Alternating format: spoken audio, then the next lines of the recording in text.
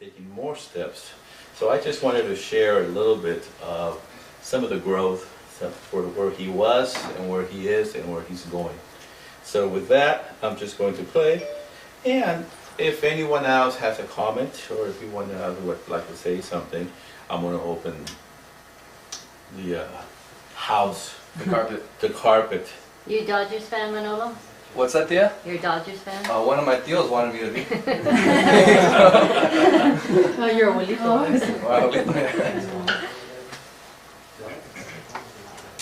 So these will repeat after a while, and then we could just have, I know that some people want to say something.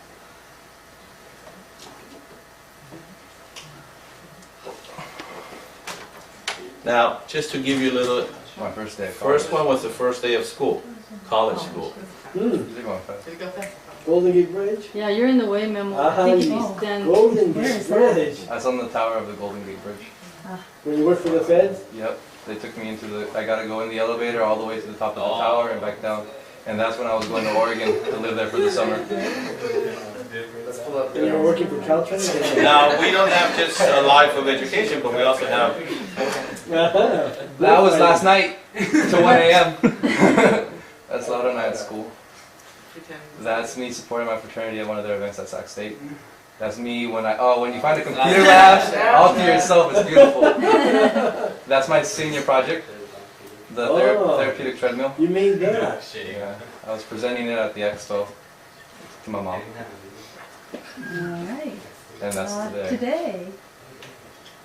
Oh my gosh, we were just there. We were just there. It's magic. How did you do this? Why did you do this? It's magic of television. My new And there's your new... Alright. So I didn't want to make it too long, no quería ser tan largo, pero sí quería expresar unas cuantas palabras para Manolo, porque de aquí a de donde empezamos, y no nomás Manolo, sino que todos, hasta este lugar donde estamos ahorita y hasta donde va a llegar Manolo. Entonces con eso quería dejarle a su mamá, si quería decir algo de su hijo. Oh, don't worry. I wrote it so that I didn't get off topic. All written down so I don't start talking about the whole thing. From when he was born to everything, right? So don't worry, it's only 2 paragraphs. Okay, so here we go. You ready, Mino? Yep. 2 hours later, okay? Alright. Querido mijo, I am so glad to be here with you celebrating your graduation today. You can't imagine how happy I am, guys. I'm like, yay! This is truly a day full of joy for me. And it's not only am I happy to celebrate it, but that all of you guys are here to make it even more special. This is a day of Thanksgiving, not Thanksgiving Thursday, right? Thank you, mijo, for hanging in there. In the times of triumph and the times of challenges. You had times where things went really well, and you had times where there were challenges that might have felt beyond your reach. Thank you, mijo, for not giving up. Jeez, I'm going to start crying already. And yes, I say this with great joy. Thank you, God, for being with my son throughout this journey, giving him strength and guidance. I would like to close with these words of advice as you continue on your journey of life. Coming to this world, we are given many gifts. Viniendo a este mundo, tenemos muchos, help me translate, regalos. If we use our gifts for our own glory, si usamos nuestros regalos para nuestra propia gloria, we will find only emptiness with those accomplishments. Vamos a acabar con un vacío con esos, me everybody, accomplishments, logros. If we use our gifts for a greater glory, the glory of God, our gifts will glow as they were meant to glow. And we will discover what true joy is all about. I love you. Si usamos nuestros tesoros para una gloria más grande, la gloria de Dios. Nuestros regalos van a brillar Yes. como deben de brillar. Y así vamos a descubrir lo que la verdadera alegría es. Te quiero mucho.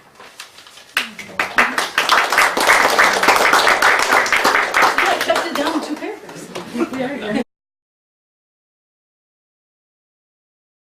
Aquí nadie me dijo que tenía que ser breve. Póngase confortable, quítese los zapatos, relax.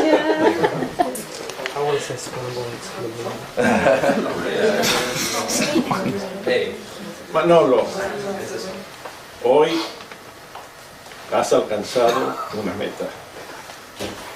una meta muy importante. A partir de hoy ya eres un profesionista. Se puede decir que ya eres alguien. Y sin embargo, también es como si aún no fueras nadie. Porque hoy es apenas el primer día en que estás dando tu primer paso. Sí, hoy es tu primer día. Nosotros somos testigos. Es tu primer paso en que oficialmente eres ya el ingeniero Manuel Alonso Ramírez Gutiérrez. Tu historia profesional aún está por escribirse. Sin embargo, para cuantos estamos cercanos a ti, tú sigues siendo simplemente Manolo, nuestro querido hijo, nieto, sobrino, primo, Manolo. Manolo, el bachillerato que hoy estás estrenando tiene un significado muy especial del que quizás no te has dado cuenta. Quiero pedirte que en tu imaginación vuelvas la mirada atrás, muy atrás, un poco más de un siglo atrás. Ahora pregúntate, ¿de dónde vengo? ¿De dónde procedo? Hace poco más de 100 años, tus tatarabuelos, los padres de tus bisabuelos, a su vez los padres de tus abuelos, ni soñaban con ir a la escuela. Era un milagro si acaso podían escribir su nombre.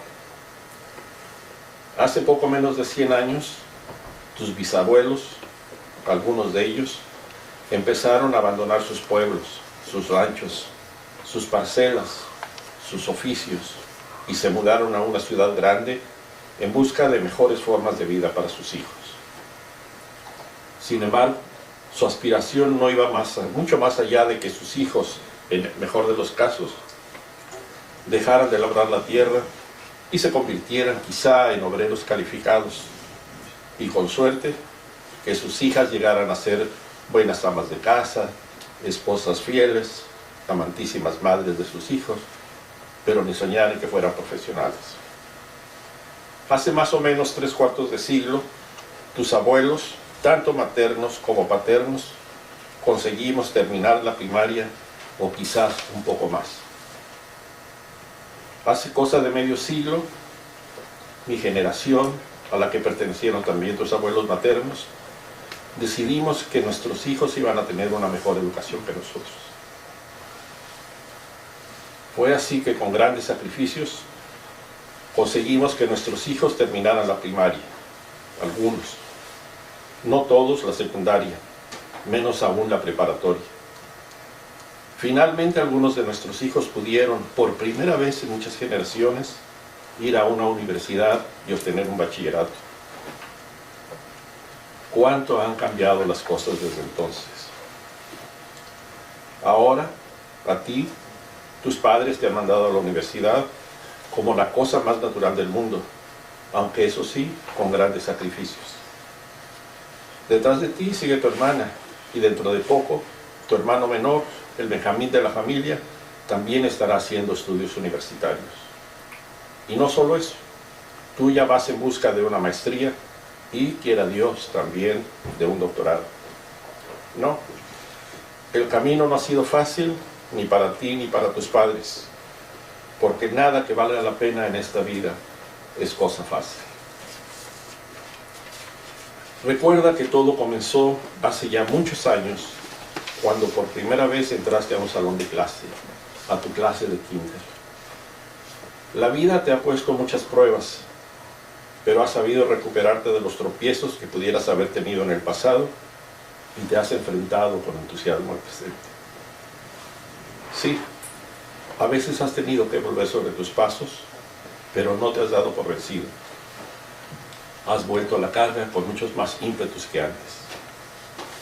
En estos últimos meses hemos visto con qué ahínco te has dedicado a tus estudios y por ello te felicitamos. Sigue así. Aún te faltan muchos retos a vencer. Muchas experiencias que pondrán a prueba tu carácter y tu determinación. Gracias a Dios ya estás preparado para hacerle frente a lo que venga. No dudes en que pronto alcanzarás otro triunfo. Serás un vencedor. Vencedor de tus propias debilidades humanas. Quisiera ya para terminar ofrecerte algunas reflexiones de la Madre Teresa de Calcuta que con seguridad te podrán servir de guía en tu vida. Escucha con atención como si ella misma te estuviera hablando. La vida es una oportunidad, aprovéchala. La vida es una belleza, admírala. La vida es un sueño, realízalo. La vida es un reto, afróntalo. La vida es un deber, cúmplelo. La vida es un juego, disfrútalo. La vida es preciosa, cuídala. La vida es riqueza, consérvala. La vida es amor, gózala. La vida es un misterio, descúbrelo.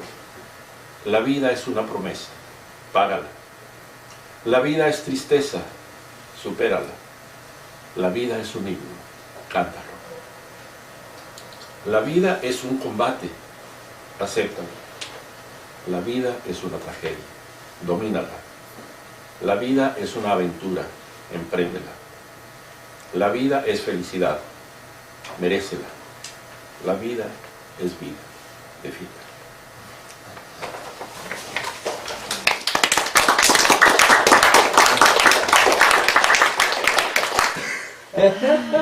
Yeah, next to your dad's. You won't be by yourself. Your dad. You gotta be a teacher, you gotta practice.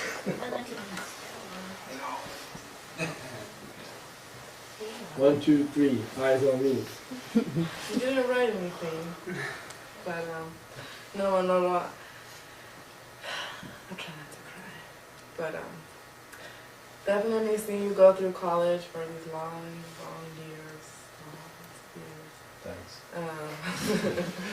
You know, you're growing an appreciation that what you do is something I could never do, and engineering is not a joke.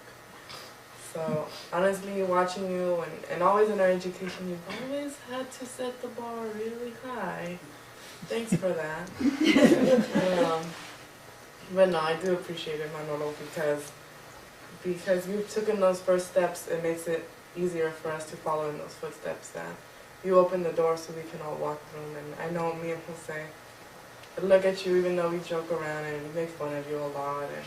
And we say a lot of mean things. Yeah. We really do appreciate you and love you, and we do value you a lot as our brother, Manolo, because, like I said, you're the first, and I can't imagine the feeling of pride that I felt today, hypothetically watching you cross that stage.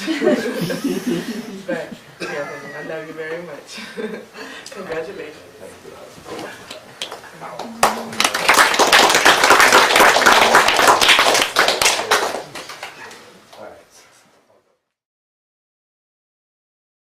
Alright, I'll go. Yeah, they have to gang up to bully me because by themselves they don't stand a chance. So alliance between them.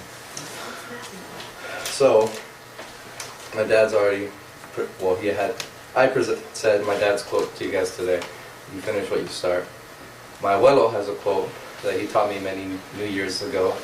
You always must be prepared to give a speech, or to speak at least. So, today I am prepared to speak. I predicted it.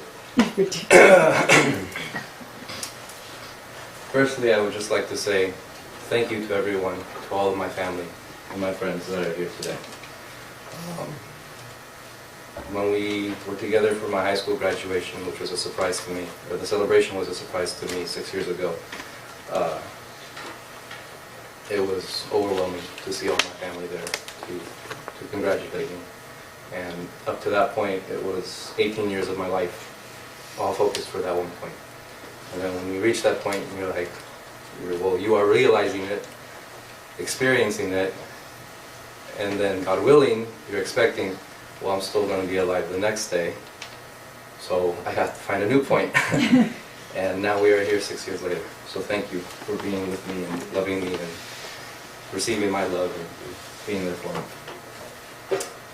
Secondly, as the pictures demonstrate, my parents weren't able to follow me and stalk me throughout my entire college career, so there is not much proof nor evidence that I did it. Oh, there is proof. My checkbook says this, this, and this. It's all documented. There's financial proof, but I would just briefly, and I'll do my best, like to just describe to you what it was. They say that engineering is problem solving. As an engineer, my responsibility now is to society, that we actually take classes for ethics, and there is an oath of an engineer to do their work for the good and the safety of all humanity. As an engineer, we are riddled with problem-solving skills, mathematical skills, but they also emphasize that in today's day, an engineer cannot be an introvert, that the most successful engineer is an extrovert. Well, an engineer that knows how to communicate and sell themselves. So through my college experience, my professors, my peers and my mentors have emphasized and reinforced that for me, to have a thirst for knowledge, to embrace your classes, don't just pass through them, to do other things, join clubs, do presentations, and find other mentees for you to be a future mentor for. And I'm very grateful to have had two impactful mentors in my life. One from peer mentors at Sac State, one now a professional with Boeing designing planes, and now another pursuing his PhD. So my two role models as students in college, and I've been thankful to have chances to be mentors of other engineering students. That has been the engineering career. However, it was not easy. There were, I like to call it, 3 periods of my college experience. The honeymoon phase, which was the first 2 years of college, where everything's new and great and wonderful, and I'm loving learning about her, she's loving learning about me, and everything's going new. Then there's the second period, the third and fourth year of my college experience, where you kind of get tired of one another, and feel like there's nothing left new to learn, and you're very sick of the demands of the other person or the other entity, in this case my promised degree, and you almost want to separate. You almost want to say, I'm tired of you, I'm through with you, but somewhere deep inside you know that's not the right thing to do, and sometimes you need other people to help you get past that phase, and I really did. God did, I did. There was definitely a presence of God at that point in my life, reminding me that, you know, get over your own vanity, get over your own pretense, and learn that you can't do this by yourself. And thank God for putting those family and friends in my life that helped me get past that point to the third phase, which was the full bloom of what that relationship could really be. And that's where I really learned to love and have a passion for engineering, and to really cherish this understanding that God has graciously given me. There is a quote that I wanted to share with you. I do not have it memorized, so I will have to read it to you. Another quote that I found that actually means a lot to me, stated by one of the presidents of this country, Calvin Coolidge. And I feel it's the most apt way to describe how I made it through. Nothing in the world can take the place of persistence. Talent will not. Nothing is more common than successful men with talent, unsuccessful men with talent. Genius will not. Unrewarded genius is almost a proverb. Education will not. The world is full of educated derelicts. Persistence and determination alone are omnipotent. To me, this quote, and for those of you that heard it, I want you to understand that it does not mean that education is not important, that talent should not be appreciated, and genius should not be respected, but that those three alone does not guarantee success. That persistence through love of God and through support of the people with you is what guarantees success. So, thank you to my abuelos, who are the reason we are here in this place and have these opportunities. I've mentioned before that my four abuelos represent four cardinal elements of life to me. My abuelita mom representing faith, my abuelito yo representing inner strength, my abuelito Pepe representing pursuit of knowledge, and my abuelita Anita representing to me love and happiness. Because those is that's what I've really seen from all those grandparents, and that's really meant something very important to me. And I went to express that to my abuelos that passed away with my mother the other day. We went to bring them roses and remembered on all the times my abuelito would chase us or let us ride his scooter like a race car, and my tias would regaño.